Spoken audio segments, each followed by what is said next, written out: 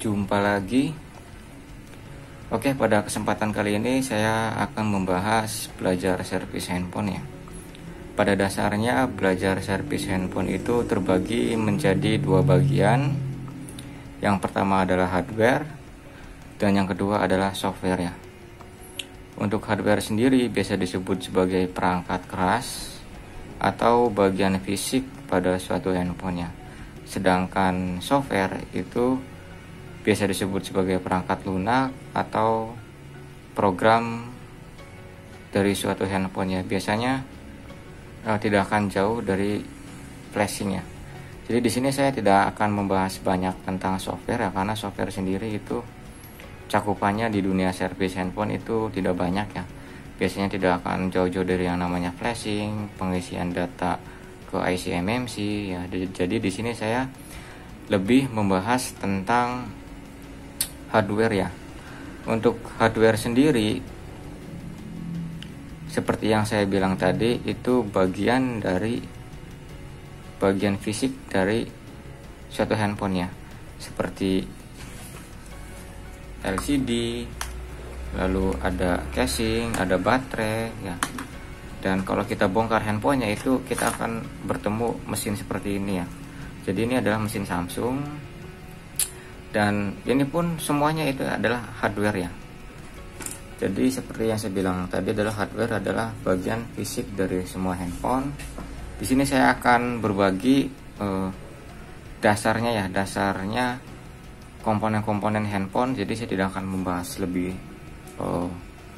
banyak. Jadi saya akan pada umumnya saja ya. Pada umumnya itu komponen handphone itu terdiri dari IC CPU, IC MMC, IC power, lalu ada bagian jaringan, ada slot SIM ya, lalu ada kamera, lalu di sini juga ada tombol ya, tombol volume atas, volume bawah, lalu ada tombol power ya, lalu juga ada di sini konektor baterai.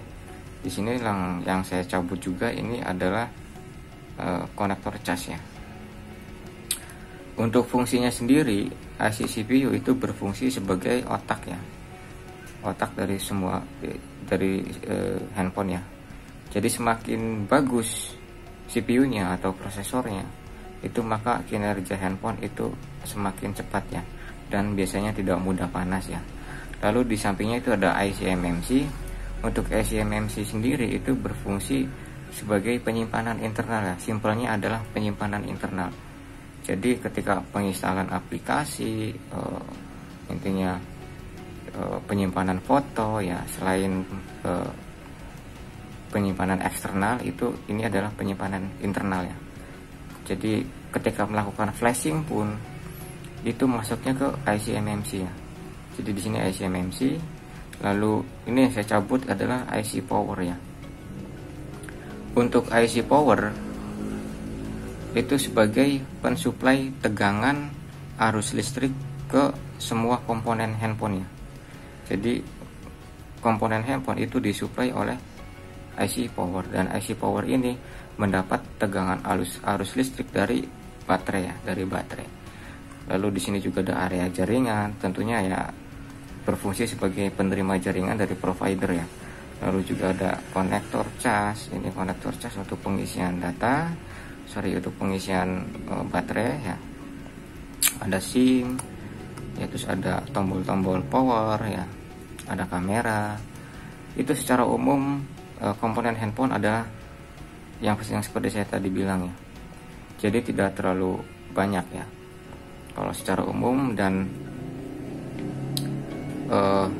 untuk ciri-cirinya biasanya IC CPU, IC MMC, dan IC power itu selalu satu blok ya. Jadi teman-teman bisa melihat ini ada kuningan ya, ini warna kuning, jadi dia melingkar sesuai pinset yang saya tunjuk. Jadi dia melingkar. Biasanya itu IC CPU, IC MMC sama IC power itu tidak akan jauh ya, dia selalu berdekatan. Tujuannya itu agar pensuplaian tegangan itu langsung sampai ya. langsung sampai. Biasanya kalau di sini tidak ada IC power, biasanya kadang IC power itu terpisah ya, tapi terpisah pun tidak akan jauh ya, biasanya ada di belakangnya. Jadi kalau misalkan di sini ada IC CPU, IC MMC, terus tidak ada IC power ya, itu biasanya ada di belakangnya. Dan ini adalah area jaringan. Kenapa saya bilang area jaringan? Itu ciri-cirinya mudah ya.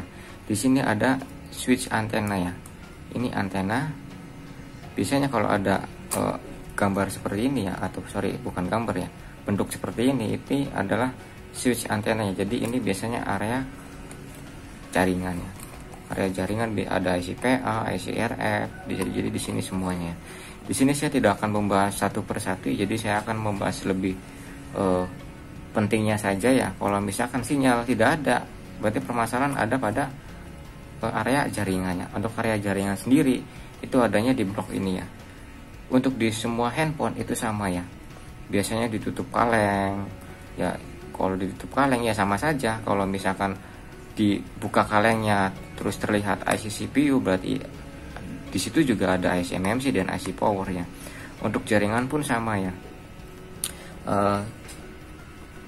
Tadi saya cari bangkean saya satu lagi, cuman saya tidak ketemu. Jadi sebenarnya sama saja untuk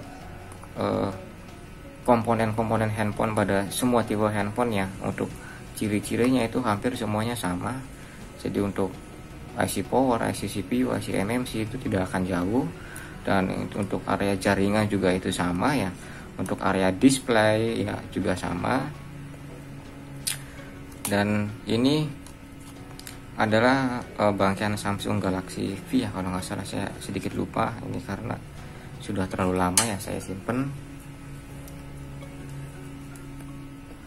Di pertemuan kali ini saya tidak akan membahas komponen-komponen kecil ya, seperti resistor, lilitan, lalu kapasitor, lalu apalagi sih ya, dioda ya. Di sini untuk mungkin pertemuan berikutnya saya akan bahas ya, apa itu kapasitor, apa itu dioda, apa itu lilitan, apa itu resistor ya. Nanti saya akan bahas. Di pertemuan kali ini saya hanya membahas secara umum ya, secara umum komponen handphone itu yang seperti saya bilang ya. Jadi hanya beberapa komponen utama saja. Dan untuk cara pengecekan juga saya akan bahas nanti ya. Mungkin sekian dulu ya untuk video kali ini, semoga bermanfaat. Dan seperti biasa saya ucapkan banyak terima kasih yang sudah subscribe. Dan jangan lupa untuk tonton video-video saya berikutnya. Sampai jumpa. Terima kasih.